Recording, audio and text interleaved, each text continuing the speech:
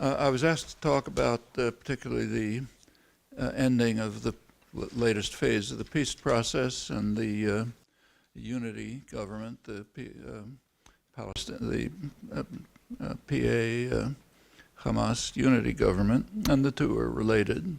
The peace process, so-called, was terminated by Israel because the unity government was established.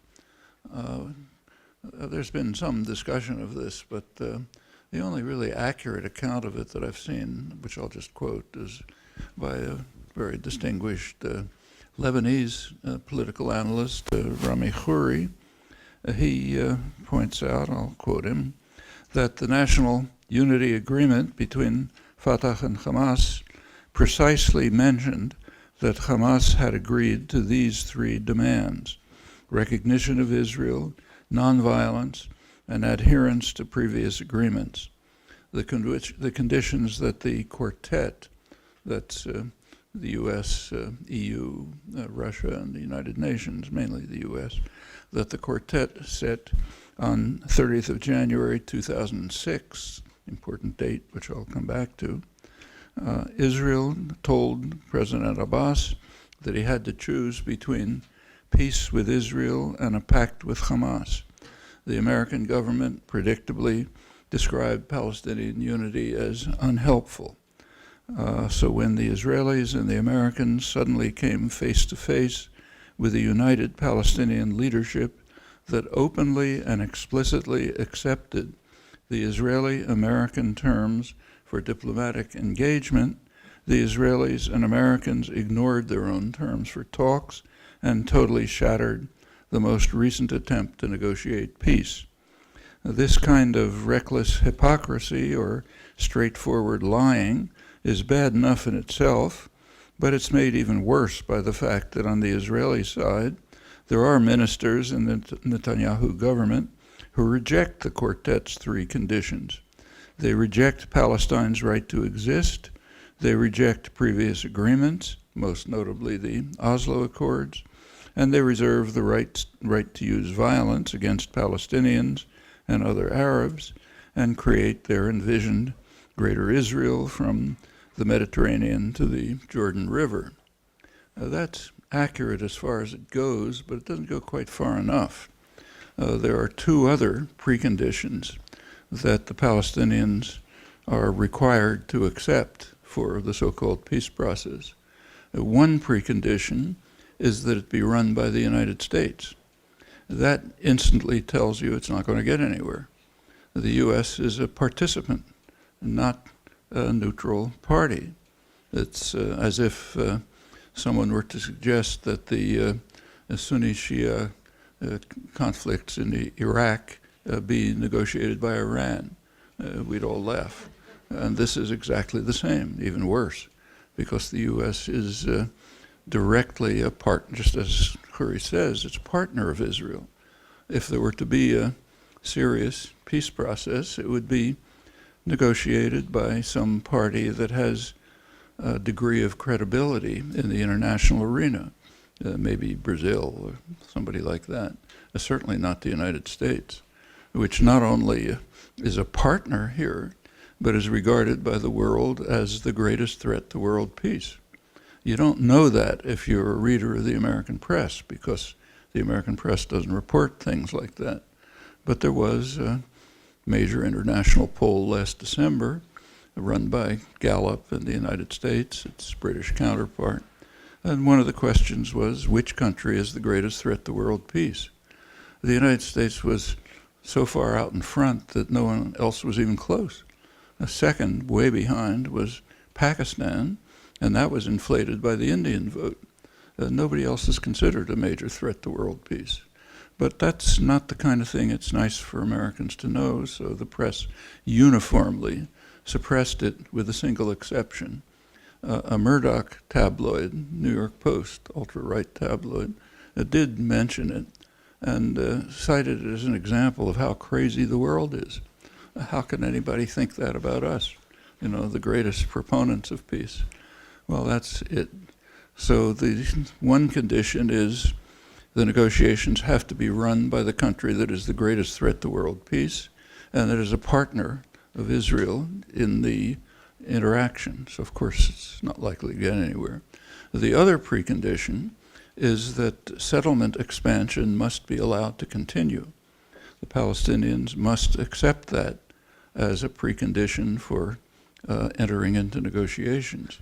Now, of course, the United States says, well, we don't like it, but they do it with a wink that says, fine, go ahead, we'll pay for it, we'll give you the diplomatic support for it, and although that we say we don't like it, we in fact think it's fine. And that was in fact demonstrated with great clarity in the most recent U.S. Security Council veto. There are many of them. The most recent was February 2011 on Obama, which did receive a little attention. Usually these are never mentioned, but this was mentioned because it was kind of extreme. Obama vetoed a Security Council resolution calling for the implementation of official U.S. policy. So that did receive a couple of words. The resolution called for an end to settlement expansion. U.S. vetoed it. Israelis have no problem determining what that means, just as they have no problem understanding what it means when the U.S. continues to provide the military, economic, diplomatic, even ideological support for the settlement expansion. Notice, incidentally, that settlement expansion is a very minor issue, though that's the only one anyone talks about. The issue is the settlements. I don't know what happened to the map that was up there, but they can, well, you can imagine it. Oh, there it is. The settlements are basically green. They white, sorry. It's the huge area around Jerusalem, which goes, essentially bisects the West Bank. It goes to practically to Jericho, including the town of Ma'ale Adumim, which was built mostly during the Clinton years in order to ensure that there would be no meaningful political settlement. It essentially bisects the West Bank. The white part is partly settled by Israel along the Jordan Valley, where they're kicking out Palestinians rapidly, and partly is kind of uninhabitable, so it gives you a misleading impression. The green part, I'm sorry. The white part is being settled by Israel. There's another corridor up to the north. First part goes to the town of Ariel, built in order to break up what's left of the West Bank, and above it, the one to the north goes to a town of Kadumim, also intended to cantonize whatever may be left of the Palestinians. All of this is illegal. It's not controversial. The highest international authorities have been very explicit on this. Security Council of the United Nations, in a unanimous vote, there was one abstention, United States, but an otherwise unanimous vote declared all of these settlements illegal. The International Court of Justice made the same ruling. In the area around, the white area around Jerusalem, which Israel calls Jerusalem, is a vastly expanded region which Israel has in fact annexed in violation of explicit Security Council orders, which even the United States voted for.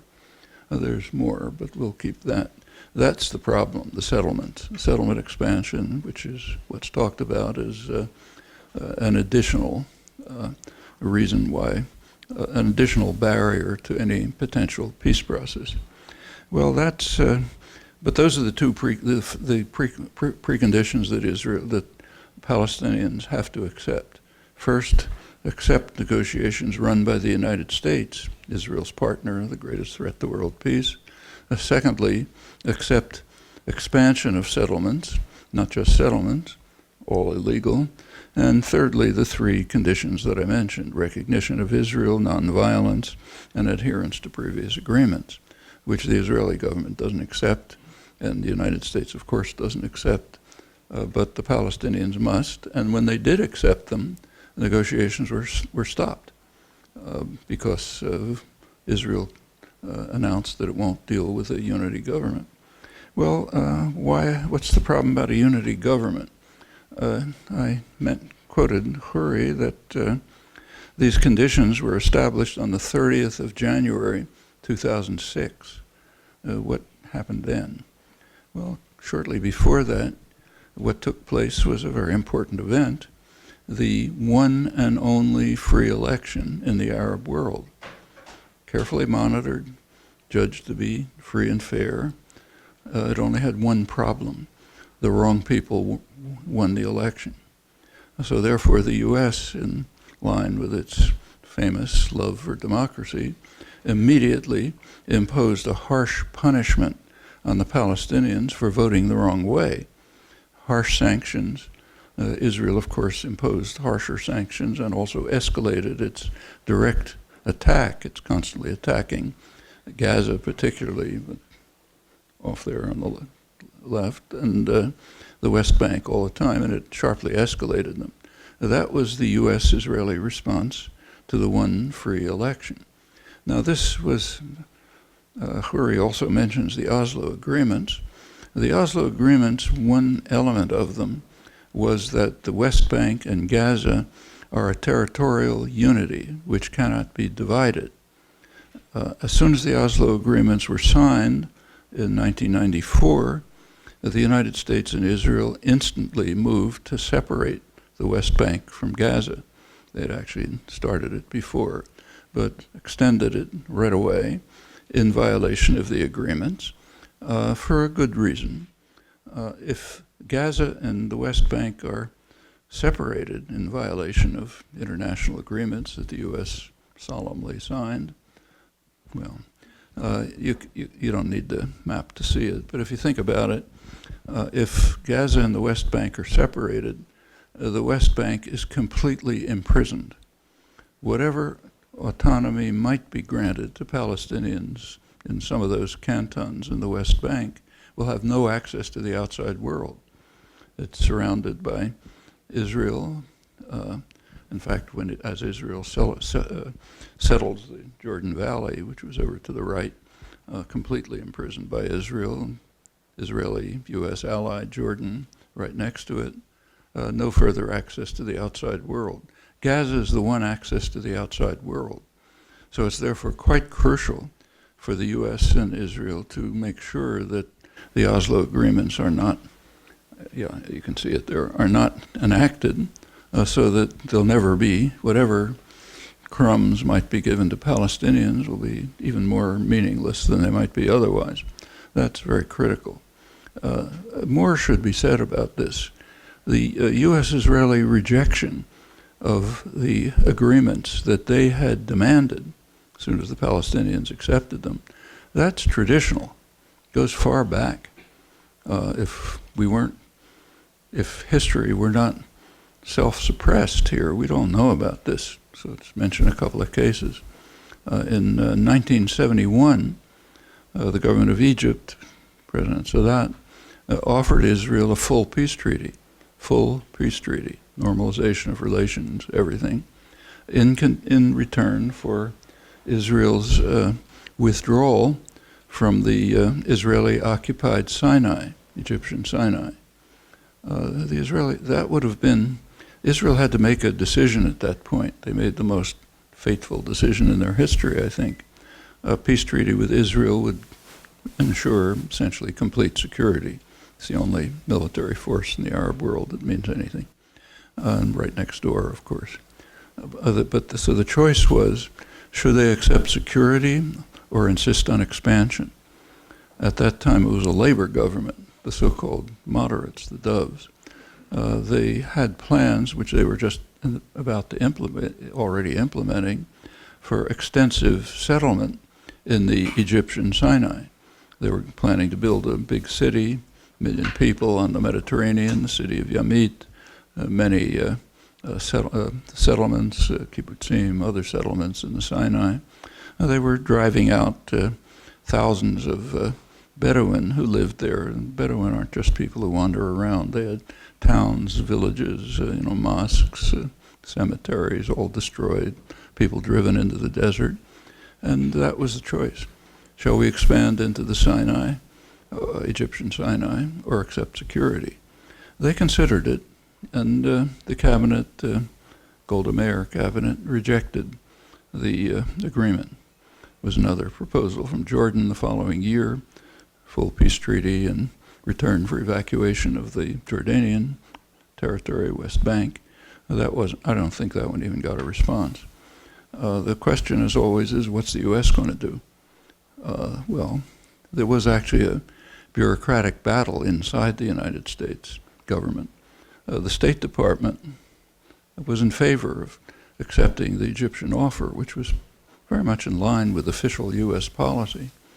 Henry Kissinger, who was National Security Advisor, was opposed. He wanted what he described, what he called stalemate. He insisted on stalemate. Stalemate means no negotiations, just force, no diplomacy, just force. And it was assumed at the time, pretty broadly, that Israel had a virtual monopoly of force. So it was safe to say, well, let's forget negotiations, just support Israel's policy of forceful expansion. That's what happened. Sadat made every effort to try to convince the United States to accept political settlement. He was essentially disregarded, mocked. To everyone's surprise, he did launch a war in October 1973 to recover, actually to try to get the diplomatic process going. And the war surprised everyone. Turned out to be a very close call for Israel. In fact, for the world. Kissinger at one point declared a nuclear alert. The reason for that, we've learned from recently declassified documents, is that the United States and Russia had jointly imposed a ceasefire, but Kissinger had privately informed Israel that they could violate it if they wanted. And in order to make sure that the Russians didn't react, Kissinger called a nuclear alert. Well, fortunately, as always, the Russians backed down, so we're here to talk about it. But it was a serious issue. And after that, Kissinger recognized you can't treat Egypt as a basket case. You start what's called shuttle diplomacy, ended up with the Camp David agreements, 1978-79, in which Israel and the United States essentially accepted Sadat's 1971 offer. That's, however, in a much harsher form for the U.S.-Israeli point of view, because by 1979, Palestinian nationalism had entered the international agenda, and the U.S. and Israel were forced to make some kind of a commitment to Palestinian national rights, unlike 71. In the United States, that's regarded as a diplomatic triumph, President Carter's great achievement. If you take a look at it, it was a diplomatic catastrophe. The U.S. and Israel finally accepted a version of a 71 offer, which was harsher from their point of view, and did it after a major war with thousands of people killed, a threat of a lot of suffering, threat of nuclear war, but they finally accepted it. Well, what did Israel do? As I mentioned, Palestinian nationalism entered the international agenda in the mid-70s. In January 76, an event took place which is wiped out of history here, like such events generally. What happened is that the three major Arab states, Egypt, Syria, and Jordan, brought a resolution to the Security Council calling for a two-state settlement on the internationally recognized border. That's the border that goes around the edge there. Two-state settlement, and then they used the standard diplomatic language with a guarantee for the right of each state in the region, Israel and Palestine, to exist in peace and security within secure and recognized borders. By now, that's a virtually universal international consensus. It's accepted by the Arab states, Palestinians, Organization of Islamic States, includes Iran, Europe, Latin America, essentially everyone, with the usual two exceptions. The United States and Israel don't accept it. But that was January 1976. What happened is that the United States vetoed the resolution.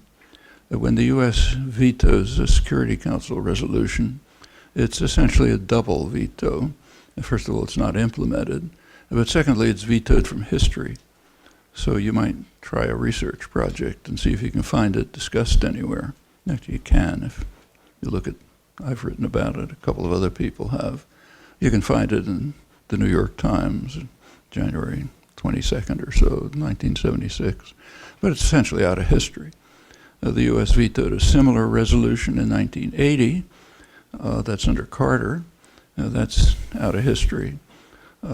Long record in the General Assembly, annual votes, more or less 160 to 2 or something like that, U.S. and Israel. They're never reported. One of the vetoes was reported, the one I mentioned, February 2011, when the United States, Obama, vetoed his own policy, which did get mentioned. That's the diplomatic record. And Israel had an interesting reaction to the January 76 offer. Remember that it offered to, the offer was that each state, including Israel, would have the right to exist in peace and security within secure and recognized boundaries. So therefore it was necessary to raise the barriers to block negotiations. At that point, this concept of right to exist entered. Israel insisted, and the U.S. backed them, that the Palestinians must not only accept their right to exist within secure and recognized borders, but their abstract right to exist. No state has a right to exist. States are power systems established by violence. They're recognized, but their right to exist is not recognized. So, for example, Mexico does not, it recognizes the United States. It does not accept the right of the United States to exist sitting on half of Mexico, conquered in a war of aggression, violent war. And the same with other states in the world. But Israel uniquely has to have a right to exist, which means the Palestinians have to accept the not only the fact of their dispossession, but its legitimacy. That's a way to raise the barriers to ensure that the threat of peaceful political settlement won't be pursued. That happened again just a couple of years ago when the current government of Israel added a new demand. The Palestinians must accept Israel's right to exist as a Jewish state. No state in the world is recognized as an ethnic state, as the state of some part of its population. So, for example, Pakistan is recognized, but it's not recognized as an Islamic state, though it calls itself the Islamic Republic of Pakistan. Countries can call themselves what they like, but nobody else in the international system recognizes them as racist states, which is what it means to be an Islamic state or a Christian state or Jewish state or white state or whatever. So this is a unique demand, again, imposed so as to to raise a further barrier to negotiations. And what's happening currently is that when the Palestinians accepted all the conditions, the U.S. and Israel ended the negotiations. No further way to raise a barrier, apparently, though maybe somebody will think of one. Well, that's an encapsulated history, a lot more, of course. What's more is worth mentioning. So I'll mention a couple of things. In 1988, the Palestinian National Council, that's the highest governing body, formally recognized the two-state consensus of the international community, formally agreed to it. Israel reacted to that. They reacted at once by announcing, quote it, that there cannot be an additional Palestinian state between Jordan and Israel.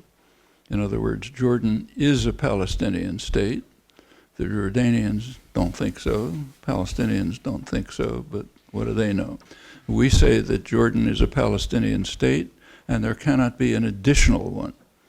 Furthermore, the fate of the occupied territories, the West Bank and Gaza, will be settled according to the guidelines of the government of Israel. That was the Israeli response to the Palestinian formal acceptance, tacitly accepted before, of the international consensus. As always, the question is, what's the U.S. going to do?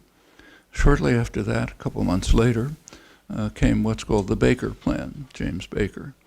You read the Baker Plan carefully. It doesn't explicitly endorse the Israeli position. That would be a little too blatant.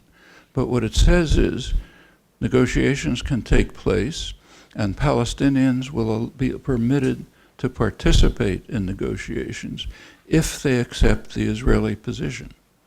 Okay? So it actually goes beyond the Israeli rejectionism. It says we, of course, accept it, and Palestinians can negotiate if they accept it too. Okay? That's 1988. And so it continues. The Oslo agreements were established in 1994, but it was instantly obvious that they were, what had actually happened was that after the first Gulf War in 1991, the U.S. was in a position of just overwhelming power, and President Bush did organize negotiations called the Madrid negotiations with selected Palestinians permitted to participate. They didn't get anywhere. The reason they didn't get anywhere is that the Palestinian negotiating team was led by Haider Abdel-Shafia, probably the most respected person in the Palestinian territories, a serious, dedicated nationalist, and he balked at one condition. He insisted he wouldn't sign anything that permitted settlement expansion. Remember, the problem is the settlements, not the expansion.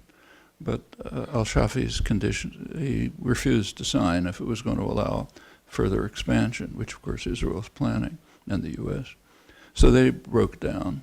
At that point, an end run took place around the Palestinians by Yasser Arafat. He was in Tunis, the outside Palestinians trying to get back into the act.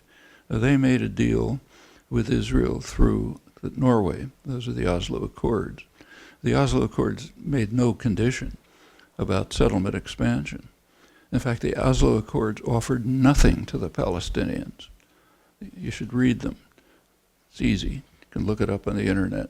There was a declaration of principles, 2 or 3 pages, you can find it. If you look at it, what it says is that the final result of negotiations, the final settlement, will adhere to United Nations Resolution 242. Anyone familiar with the diplomatic history knows what that means. You can look up UN 242. It offers nothing to the Palestinians. The only mention of Palestinians is vague rights of refugees. So the final outcome of the Oslo Accords is to be a settlement in which nothing is offered to the Palestinians, literally. And it proceeded exactly that way in the following years. As I said, the U.S. and Israel immediately separated Gaza from the West Bank in violation of the agreements. The government of Israel, this is the dovish government, the Yitzhak Rabin, Shimon Peres, rapidly expanded settlements. Clinton, of course, supported it. Settlement expansion continued in a straight line right through the 1990s. Goes on from there. I could go on through the rest, but that's essentially the story. Can there be a political... let's go back to what's just happened. When the negotiations broke down, John Kerry made a statement which quickly went viral. He said that unless Israel accepts a 2-state settlement, they might become an apartheid state. That blew up. You saw the reaction, hysterical reaction in the United States and in Israel. He had used the A word. You're not allowed to use that word. Of course, he wasn't saying that Israel was an apartheid state. He said that unless it accepted a 2-state settlement, it would become an apartheid state. Actually, that's universally accepted by Israelis as well. What he was assuming is that there are two options, and this is standard, not just Kerry, virtually everyone, Israelis, Palestinians, solidarity groups, constantly present the situation as if there are two options. Either the international consensus on a two-state settlement, or else Israel takes over the whole region, and then there'll be a civil rights struggle, an anti-apartheid struggle. There'll be one state from Jordan to the sea with pretty soon a majority of Palestinians, and you really have an anti-apartheid struggle. And in fact, Israeli commentators who call for some kind of two-state settlement do so because if that happened, Israel could no longer be what's called a Jewish and democratic state, whatever that's supposed to mean. But whatever it's supposed to mean, it wouldn't be possible with a majority of Palestinians. So the doves say, look, we can't accept this. That's Kerry's comment. And two things to discuss about it. One is the A word. I'll come back to that. And the other is the question of what are the options. And that's quite crucial. On all sides, the analysis is simply incorrect. Those are not the two options. The two options are either a two-state settlement or Israel continues to do exactly what it's doing with continued U.S. support. And we know exactly what it's doing. That map more or less indicates it. Vastly expanding Jerusalem way into the West Bank has nothing to do with traditional Jerusalem, annexed in violation of Security Council orders, corridor off to the east to the town of Ma'ale Adumim, essentially bisecting the West Bank, and two corridors up north, breaking up what's left, settling the Jordan Valley, which imprisons the cantons that are left. The region that is being developed and taken over by Israel will have very few Palestinians. First of all, it doesn't have many Palestinians to begin with because the Israeli expansion programs are careful to avoid the heavy Palestinian population concentrations like Nablus and Tulkarm. They don't want them. They want the Palestinians. So there won't be, and the Palestinians who are there are being systematically expelled. You can follow it day by day.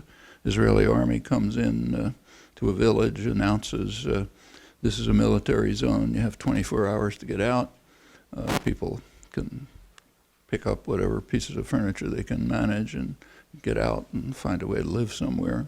And then the areas, the village is demolished and the military zone soon turns into another Israeli settlement. That's the standard technique, constant. Actually, it's been going on for 100 years in one form or another, but now it's official state policy. That's the alternative. The end result of that, if as this region is gradually integrated into Israel, will be a greater Israel that actually has a lower proportion of non-Jews than Israel does today. Lower proportion, because many hundreds of thousands of Israelis will be integrated and very few Palestinians. That's the alternative to a two-state settlement. There is just no possibility, realistic possibility of Israel taking over the whole region of a one-state settlement. That's a chimera. You can forget about it. And maybe it could happen in the long run after a long process, which one could discuss. But it's not an option for the foreseeable future. That's one point. A second point, what about the A word? That's used pretty commonly, and it's quite misleading. Within Israel itself, there is severe discrimination, but it's not apartheid. In fact, it's not all that different from what exists here and in many other countries. A little harsher, but not fundamentally different. But it's not apartheid. Bad, but not apartheid. In the occupied territories, the situation is much worse than apartheid, much worse. You have to recall that in South Africa, the white nationalist community depended upon the black population. That was 85% of the population. It was their workforce. They couldn't live without them. They had to It was kind of like the slave population in the South. You needed them. You can't get rid of them and maintain the same economy and system of wealth and power and so on. And in fact, the apartheid government it lent some support to the black population, just similar to the way slave owners kept their slaves alive. If you have a capital investment, you try to maintain it. So you own a car, you try to keep it going. That the black population was their workforce. So there were some developments for the black population. They tried to sustain them. And remember that they were trying to get international recognition for the Bantustans. So they wanted to try to make them more or less respectable. They didn't get any recognition, but they tried. The situation in the occupied territories is totally different. Israel does not want the Palestinians. Israel's attitude toward the Palestinians is like the U.S. attitude toward the indigenous population here. They should be exterminated. That's what settler colonial societies are like. Societies like the United States, Australia, New Zealand, Canada, Israel. These are special kinds of imperial societies where you don't try to integrate the domestic population, you try to get rid of them. It was explicit in the U.S. case, like George Washington, who was called by the Iroquois the town destroyer, which is because that's what he was doing. His view was that the Iroquois nation has to be extirpated. Thomas Jefferson said that unfortunately we're going to have to exterminate the native population because they attack us. They refuse to just fade away. And that's the whole history of the settlement of the national territory. That's why you don't find Native Americans around. Canada didn't get quite that far. They left them off in the fringes. Australia, Aboriginal groups are around somewhere, but very marginalized and suppressed. And that's essentially the character of settler colonial societies. Israel is one. So they don't want the Palestinians. They want them out or marginalized or cantonized. But so the situation, the circumstances that are being constructed are far worse than apartheid. So the A word isn't really appropriate in either case. There is one respect. It's common to draw comparisons between Israel and South Africa. You read that all the time. And if you read the history of South Africa, which is worth doing, you find that there really are some parallels, but not the ones that are discussed. Apartheid is not a good analogy. The analogy that's accurate is the way apartheid developed and collapsed. And the story is roughly like this. We know from declassified documents. In 1958, the nationalist government, which had just instituted the apartheid regime formally, the foreign minister of South Africa called in the American ambassador. We have the colloquy. He told him essentially, look, we know that we're becoming a pariah state. Everyone's turning against us. They don't understand the legitimacy and virtue of what we're doing. We're constantly voted down in the United Nations. We're going to be isolated. But it really doesn't matter because you and I know that there's only one vote in the United Nations. That's yours. And as long as you support us, as long as the U.S. supports them, they can go ahead doing whatever they like. That's basically what was recognized in 1958. And that's pretty much what happened. Throughout the following years, opposition to apartheid developed substantially. It became an enormous international movement that reached the United States by the 1980s, with corporations pulling out, Congress passing sanctions against South Africa, which Reagan vetoed, and Congress passed over his veto, and he then violated them, increasing support for South Africa. Reagan was the last supporter of the apartheid regime in the international system, the last major one. He was Reagan refused to believe that there was a race issue in South Africa. His view is that there are just a lot of tribes, the Zulu and the whites and others, and they're having some tribal difficulties, but they got to sort it out that way. The rest of the world had already turned strongly against apartheid. Thatcher kind of supported Reagan, but not as strongly. But Reagan held on to the end. In fact, as you may know, Nelson Mandela's African National Congress was condemned by the Reagan administration in 1988, right near the end of the apartheid regime. It was condemned as one of the more notorious terrorist groups in the world. And Mandela was, in fact, on the U.S. terrorist list until just a couple of years ago. When he came to the United States, he had to have special dispensation. Finally, a special legislative act was passed to remove him from the terrorist list. That was the U.S. attitude towards South Africa. And it remained. The apartheid system was maintaining itself. In around 1990, U.S. policy shifted. And for a couple of good reasons, it moved towards accepting a kind of a compromise that the white nationalists and the ANC were reaching. And at that point, the apartheid system collapsed. Well, there are other examples like that. Another example is Indonesia's invasion of East Timor. Indonesia, in 1975, invaded East Timor, Portuguese colony, former Portuguese colony, carried out a really genocidal attack. Probably a quarter of the population was murdered, all with U.S. support, strong U.S. support. Went on for 25 years. Other Western countries also supported it. In 1999, September 1999, under quite severe international pressure and domestic pressure as well in the United States, President Clinton informed the Indonesian army that the game was over. One phrase, actually, he said, it's the end. They pulled out the next day.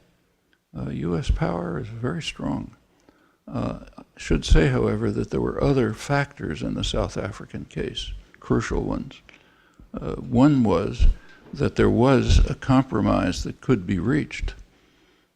Nothing analogous in Israel-Palestine.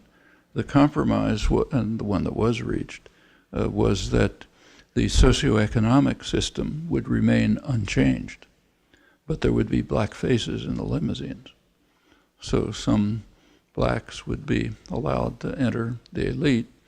It's the end of formal apartheid, but basically the system of power would remain unchanged, with some blacks in positions, super wealthy and so on. And that's pretty much what happened. That satisfied South African business, international business. The ANC accepted it, state authority, international states accepted it. And there's no analogy in the case of Israel-Palestine. The other difference is a critical one, and one that you're not allowed to know about in the United States, so I speak about it in a hushed voice, pretend you didn't hear it. The other reason was a country called Cuba. Cuba played an enormous role in the liberation of South Africa, all of Africa, in fact. South Africa had invaded the surrounding countries. Angola was holding Namibia in violation of UN orders, trying to create a kind of a region that would be dominated by white South Africa. Cuba sent, first of all, tens of thousands of technical workers, doctors, and development aides, and so on, to maintain the countries, but also sent troops. It sent military troops to Angola, which drove out the South African invaders. The U.S. was furious. That's part of the reason for the U.S. hostility to Cuba, many reasons, but that's one. They drove out the South African invaders. They forced South Africa to abandon Namibia. And crucially, these were black soldiers. And that was very significant. It broke the kind of myth of the superhuman white, I don't know what they called them, the the invincible white men, showed the black soldiers could defeat them and drive them out of Angola. That had a big psychological effect all over Africa, both on the black and the white community. The white community recognized they're not going to be able to establish their region of power, and they did finally move to accept apartheid. Well, there's no parallel to that in the Israel-Palestine case. It's left actually in the hands of people like you. The only thing that can create a breakthrough in Israel-Palestine is for the United States to change its policy. I don't think there's any other realistic option, at least in the short run. And that's by no means impossible. These policies are not graven in stone. They do change. I gave a couple of examples. There are others. And in fact, as this meeting itself illustrates, sentiment is changing in the United States significantly. Not many years ago, if I tried to give a talk like this at MIT, I'd have to have police protection, literally.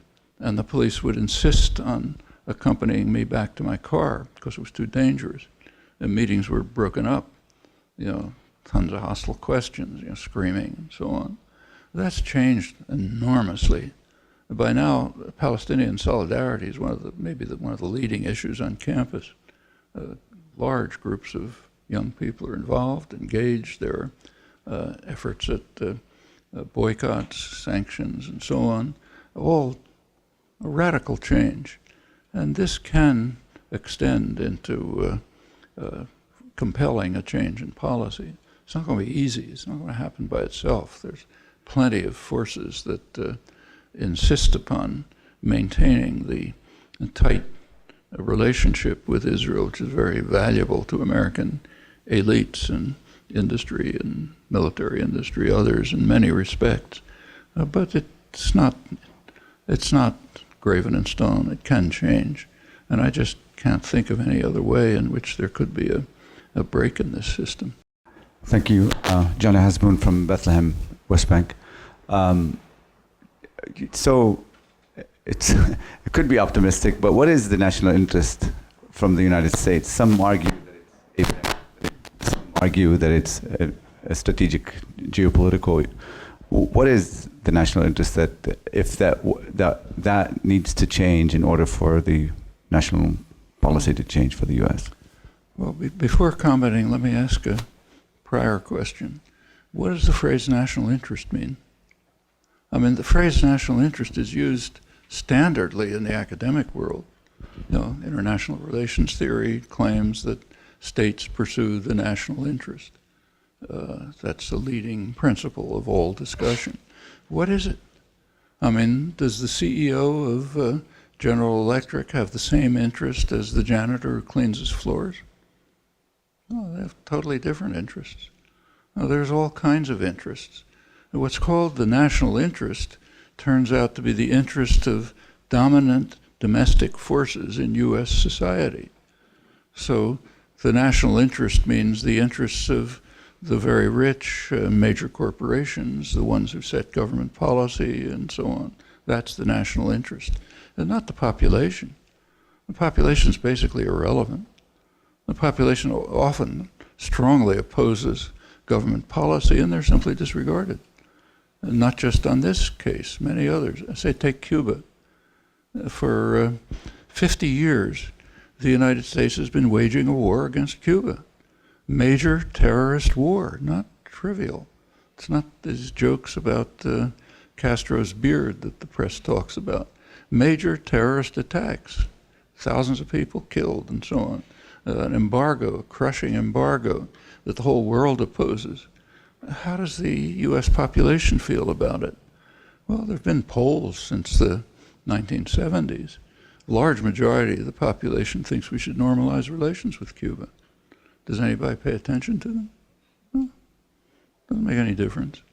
In fact, the gap between public opinion and policy is enormous on issue after issue. I mean, take, say, domestic issues. For, again, about 40 years, there are regular polls asking people what they think about the tax system. Overwhelmingly, people say there should be much higher taxes on the wealthy. What happens? Taxes on the wealthy go down. And it's the same on issue after issue. We do not live in a society in which the public determines policy. The public's around, but basically disregarded unless they force themselves into the system by serious activism. And I think that's true of national interest. So let's take national interest in its real sense, the interest of those who are in a position of power in American society to be able to make decisions. What's their interest? Well, lots of interests. Some are straight strategic. You go back to 1948, the Joint Chiefs of Staff were very impressed with Israel's military performance during the 48 war and recognized, as they put it, that Israel could become a valuable base for American power. They said it's the major military force in the region outside of Turkey, and it would be a perfect ally and base for U.S. power. The oil dictatorships, Saudi Arabia primarily, they made it very clear that they didn't mind. There was not going to be any threat to U.S. oil interests. In fact, they had their own Saudi Arabia is a family, basically, the royal family. They made it quite clear that that even though they had to publicly condemn Israel, they didn't really mean it. They actually thought it was fine if Israel was there. Their concern, remember, at the time was Britain. The main concern in the Arab world was Britain, and Jordan, which was Transjordan at the time, which was a British colony, and the Hashemite rule, and the Saudi Arabia had just driven the Hashemites out of the holy territories, Mecca and Medina. They thought they might be coming back. They didn't want that. They wanted a deterrent to Jordan, Transjordan, especially because the British were trying to set up a Hashemite system which would govern both Transjordan and Iraq, which is regarded as a serious threat by Saudi Arabia and what are now the Emirates. And Israel was a kind of a deterrent, so they didn't really mind. And in fact, that continues. Saudi Arabia and Israel have fairly common policies right now.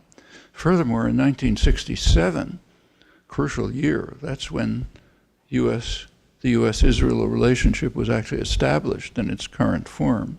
Before that, it was kind of friendly, but nothing unique. It became unique after 67. Something happened in 67. Israel provided a great gift to Saudi Arabia and the United States. There was a conflict, there has been a long-standing conflict between radical Islam and secular nationalism. And the United States, like Britain before it, has pretty consistently supported radical Islam, still continues to. The center of radical Islam is Saudi Arabia, the most extremist radical Islamist state in the world, and also a missionary state. They try to expand their Wahhabist, Salafi doctrines all over the place. And they're the strongest ally of the United States. Britain had similar policies. In 1967, there was a war going on between Saudi Arabia and Egypt. Egypt was the center of secular nationalism.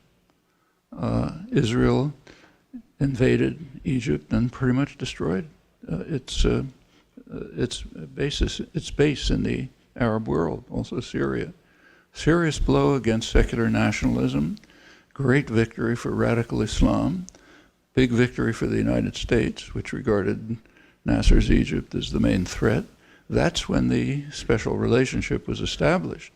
And it continued like that for this time I go on. It remains a major strategic base. In fact, if you want to know how serious it is, one of the most interesting of the WikiLeaks was a list of regions of the world that the Pentagon regards as super important, have to be protected, no matter what. One of them is right outside Haifa, Rafael Military Industries. It's a high-tech military industry right outside Haifa, one of the places where most of the drone technology was developed. It's so closely linked to U.S. industry and to the Pentagon that they actually shifted their management headquarters to Washington, where the money is. But it's just essentially part of U.S. military industry. And that's just the beginning. It's a major, for U.S. military industry, Israel's just a bonanza. When the U.S. gives high-class jets to Israel, of course, Lockheed Martin makes a lot of money, but it's more than that. When the United States gives Israel high-tech military equipment, that's a teaser, as they call it in the retail business. Saudi Arabia comes along and says, hey, we want some of that stuff too, and we want a lot more. So Lockheed Martin is happy to sell $60 billion worth of, Lockheed Martin and others, of second-rate equipment to Saudi Arabia so that they can be happy that they have a lot of this stuff too that they don't know how to use. So it's a terrific bonanza for military industry. Also, Israel provides special services. It can try out advanced military equipment against live targets. That's what they're doing all the time. You can't usually do that, but Israel's doing it constantly. When they attack Gaza, operations in the West Bank, when they invade Lebanon, they've done 5 times. They are testing advanced U.S. equipment, figuring out what works, and they develop their own equipment, of course. They're a major supplier of advanced military equipment, including equipment for suppression. They train U.S. police forces, for example, and plenty of work in the Third World. In fact, when Reagan was blocked from direct support for South Africa, Israel was used as a conduit, and same in Central America. So there's plenty of services like that. But there's a lot more. One reason is, one factor that tends to be underestimated, I think, is Christian Zionism. Christian Zionism goes back way before Jewish Zionism, way into the 19th century. And it's a very significant elite phenomenon in the United States. You say people like Woodrow Wilson, Harry Truman, and so on, that read the Bible every day, and are believers in the biblical prophecies. Well, the Bible says, God promised the land to Israel, so got to give it to Israel. In the Roosevelt administration, one of the leading figures, Harold Ickes, described the return of the Jews to Palestine as the greatest event in history. By now, it's expanded from elite Christian Zionism to mass popular Christian Zionism, with the enormous rise of the far-right evangelical Christian movement since mainly pretty much in the 1950s. It was always around, but became expanded and organized. It's a major base for the Republican Party. And they're super Zionist. They're also extremely anti-Semitic. Their theology, if you read it, is you have to support Israel because that'll lead to Armageddon. Everybody gets slaughtered, and the souls that are saved rise to heaven, and everybody else goes somewhere bad, and including all the Jews. You can't be more anti-Semitic than that. But 160,000 Jews can be saved because they're going to recognize Christ in time, or so. That's the story. There are tens of millions of Americans who believe this. They're a large part of the base of the Republican Party now. It's one of the reasons why the Republican Party is more extreme in support of Israel than the Democrats are, even though the money and the votes mostly go to Democrats from Jews and liberals. Another factor, which I think is underestimated, is what I mentioned before. The U.S. is a settler colonial society. It's based on extermination of the native population for the greater good of all. That's the way we, that's of course part of the background. So when you see Israel doing the same thing, you should support it. It's just instinctive. If we did it, it's got to be right by definition, and they seem to be doing it, so it's got to be right. I think that's a not negligible factor. In addition, there's a significant lobby. There's an ethnic lobby, which is powerful, but ethnic lobbies are pretty limited in their power. I mean, they can be overwhelmed by the major lobbies instantly. The military lobby, for example, dwarfs AIPAC. The Chamber of Commerce, the business lobbies dwarf all of them. If they really decided that their interests were being harmed, they would put the lobby out of business in no time. So they're there, but as long as their actions support the national interest in the real sense, the interest of the powerful, they're influential. So you can get votes in Congress, 100 senators voting for recognize the capital of Jerusalem, which then they don't do, things like that. When the lobby runs into conflict with real U.S. power, it just backs off. They're not idiots, and that happens in case after case. But these are plenty of factors, and I think they can be overcome, but we shouldn't underestimate their significance. I have a question along somewhat similar lines. So I'm curious, I guess you would probably say that Israel is in a lot of way acting against its own self-interest, according to whatever national interest definition you choose to use. But I'm curious, but obviously the Israelis do not believe that, or at least many Israelis don't believe that. So I'm curious why you think Israel has the policies that it has. In the short term, Israel's doing quite well. It's a rich Western society. It's close links to Europe, very close links to the United States. It's expanding into the the West Bank exactly as it wants to. They're not being bothered much. There's no other force in the region that can threaten them. They talk about Qassam rockets from Gaza, but that's pretty much a joke. First of all, they don't want to amount to much, and if Israel wanted to stop them, it knows exactly how to do it. In fact, we should all know. In June 2008, there was a truce between Israel and Hamas, which runs Gaza. The truce was that Hamas would not fire any rockets, and Israel would drop the siege.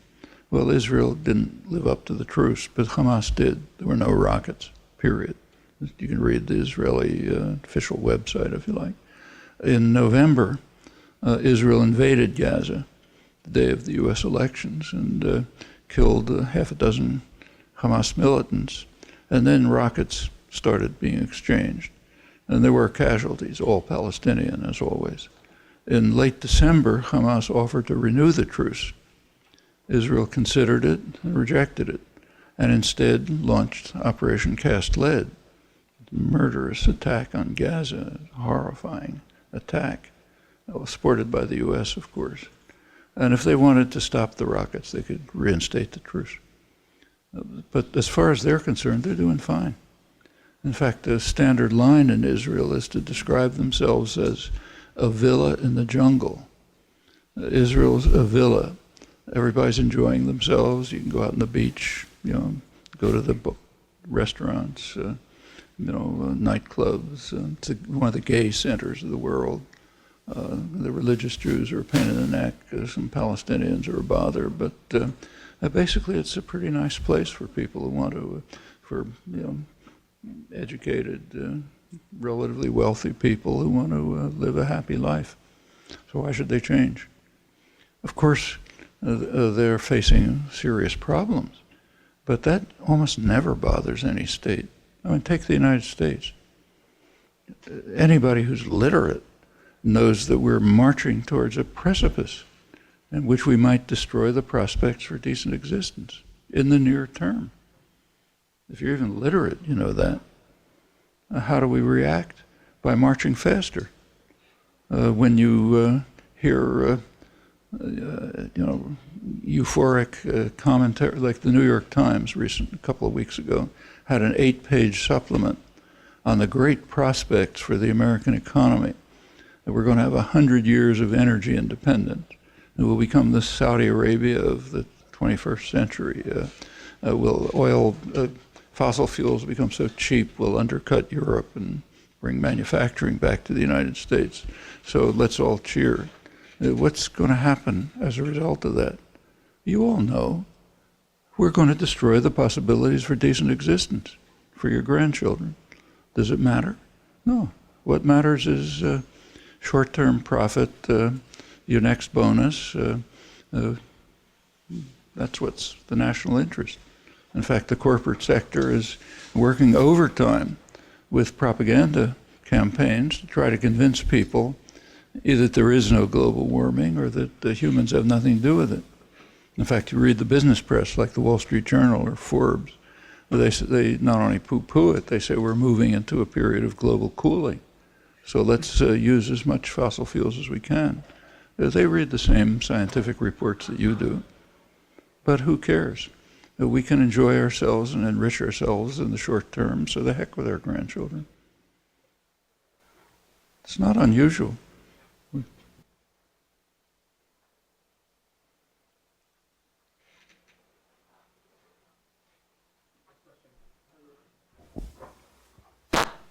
Hello?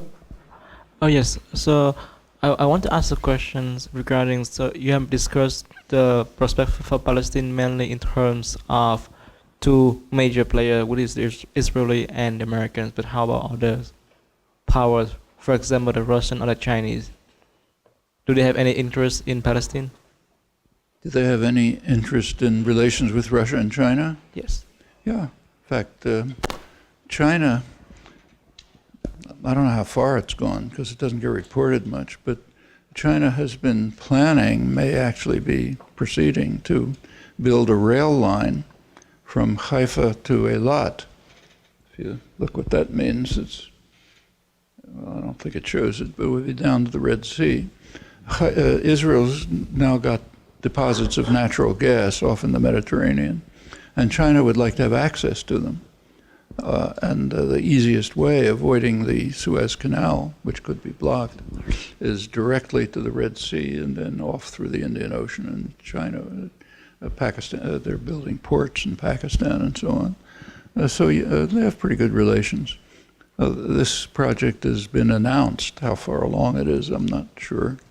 But China has no serious objection to what Israel's doing. They have economic interests of economic power and so on. They don't lose anything. They have no particular love for the Palestinians. Same with Russia. You know, Israel and Russia have fairly decent relations. You may have noticed that Israel was one of the few countries in the West that was very silent about the annexation of Crimea, partly because they don't want to prejudice their relations with Russia. Again, the Russians have part of the tragedy of the Palestinians is that they have essentially no international support for a good reason. They don't have wealth, they don't have power, so they don't have rights. That's the way the world works, you know. Your rights correspond to your power and your wealth. Same inside the United States. Shouldn't be surprised to see it. If you're a poor black kid in Roxbury, you don't have the rights of a rich person living in the suburbs, right? Same in the international arena. So the Palestinians, I mean, they may get, you know, statements of support, but and nobody's going to do much for them, especially when the U.S. threatens anyone who might try to do something.